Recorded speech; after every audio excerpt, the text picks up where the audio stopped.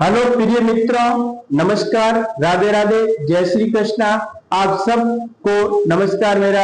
और आप सब कैसे हो? आप सब बहुत अच्छे होंगे। आप सबका स्वागत है लक्ष्य क्लासेस टीसी परिवार यूट्यूब प्लेटफॉर्म पर।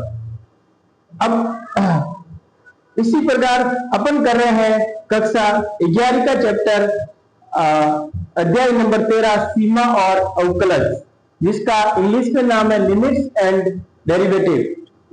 और ये चैप्टर आपके क्लास 11 के 13वां अध्याय है।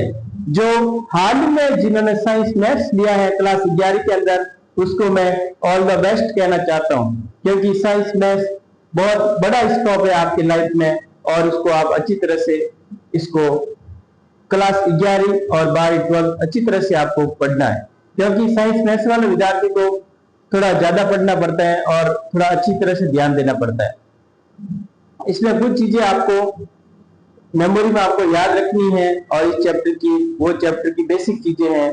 अपन इसमें पहले भी इसके 3 पन्ने पढ़ चुके हैं। चौथा पन्ने आपके सामने क्या कह रहा है और वो चौथा पन्ने देखो इसमें क्या है।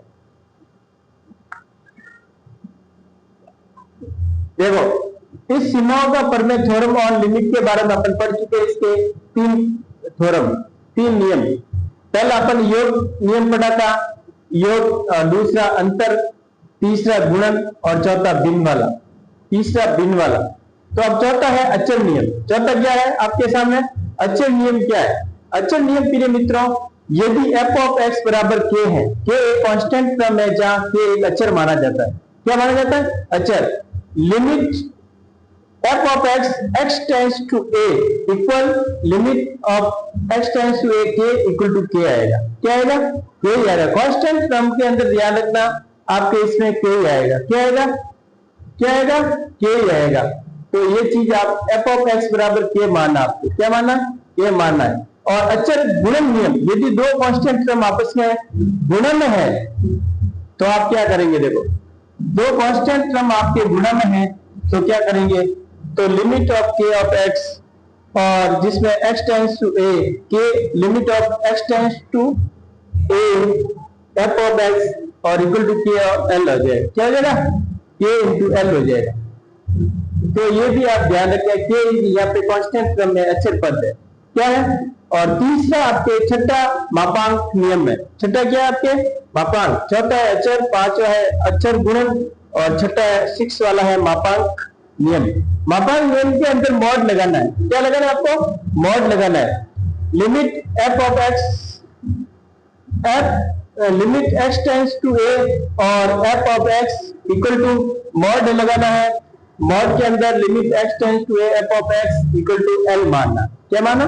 l आपको मैंने पहले बता दिया कि limit x tends to a f of x बराबर l माना था और g ऑफ x बराबर m माना था। तो L और M आप ध्यान रखना। थैंक यू प्रिय मित्रों। Okay, all the best. आगे और जो एक नियम बचा है उसके नियम के बारे में जानकारी प्राप्त करते हैं। और प्रिय मित्रों, ये चैप्टर आपके एक कंप्यूटेशनल एग्जाम अभी होने वाला है, जो ऑफिशियल लेवल का है, स्टिकर ऑफिसर, उसमें आपके आ रहा है, जिसके आता है लिमिट। एक चैप्टर आएगा लिमिट और दूसरा आएगा डिफरेंशियल इक्वेशन। तो उसके बारे में अपन जानकारी प्राप्त करें। जो बेसिक चीजें हैं वो अपन पढ़ चुके हैं, आगे अपन इसकी और अपन जानकारी प्राप्त।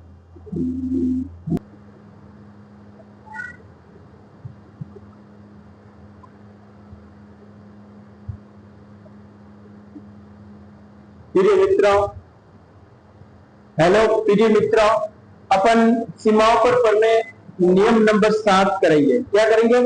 7 नियम नंबर कह रहा है घात नियम। क्या कह रहा है? घात नियम। इसमें limit x tends to a, x tends क्या है? x टेंड्स टू a बड़ा कोष्टक मंझला कोष्टक f ऑफ x मंझला कोष्टक वापिस g ऑफ x घात के अंदर है। तो इसमें अपन क्या करेंगे? सबसे पहले limit x tends to a मंझला कोष्टक लगेंगे, f ऑफ x लगेंगे, फिर घात के अंदर limit x tends to a g of x घात में लगेंगे। ये प्रिय मित्रों अपन जानते हैं g ऑफ x होता है वो m होता है, जो f ऑफ x होता है लिमिट के अंदर वो l होता है। तो इसको लिख सकते हैं l की पावर m। क्या लिख सकते हैं? l की पावर m। विशेष स्थिति के अंदर विशेष स्टैंडर्ड कोई भी कंडीशन स्पेशल कंडीशन हो तो उसमें क्या करते हैं, limit x tends to a log f of x equal log मंडला कोष्टक limit x tends to a f of x बन रहा है, और इक्वल टू ये किसका मान है, ये l का मान है तो log ऑफ l लिख सकते हैं, और limit x tends to e की पावर f ऑफ x है तो e की power x limit x tends to a f of x तो e की पावर l लिख सकते हैं। क्या लिख सकते हैं इसमें, e की पावर l लिख सकते हैं। c वाली कंडीशन के अंदर limit x tends to a f of x है तो ये प्लस अनंत हो जाएगा, ये माइनस अनंत, तब ये limit x tends to a और 1 अपॉन f ऑफ x मतलब 0, क्या हो जाएगा 0। प्रिय मित्रों, ये सीमाओं पर प्रमेय नियम अपन 7 पढ़े हैं, इसमें सीमाओं पर प्रमेय के नियम नंबर 7 तक पढ़ चुके हैं, और इसमें 7 नियम ही है, ये आप नियम याद रखना है। पहला अपन पढ़ा था योग और अंतर का नियम, और दूसरा पढ़ा था गुणन का नियम, तीसरा पढ़ा था मापांक का नियम, चौथा पढ़ा था अक्षर का नियम, और पांचवा पढ़ा था अक्षर गुणन का नियम, और छठा पढ़ा था आपके घात का नियम, सातवां घात का नियम है, और छठा आपके था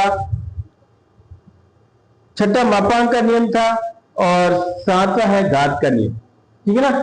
थैंक यू प्रिय मित्रों, ये कंप्यूटेशन के हिसाब से भी ये चैप्टर बहुत इंपॉर्टेंट है, बेसिक चीजें आपको याद करनी है, फिर अपन हाई लेवल के क्लास 12 के पढ़ेंगे, और ये नियम भी आगे काम आने वाले हैं। थैंक यू प्रिय मित्रों, ओके, ऑल द बेस्ट, जय हिंद जय भारत।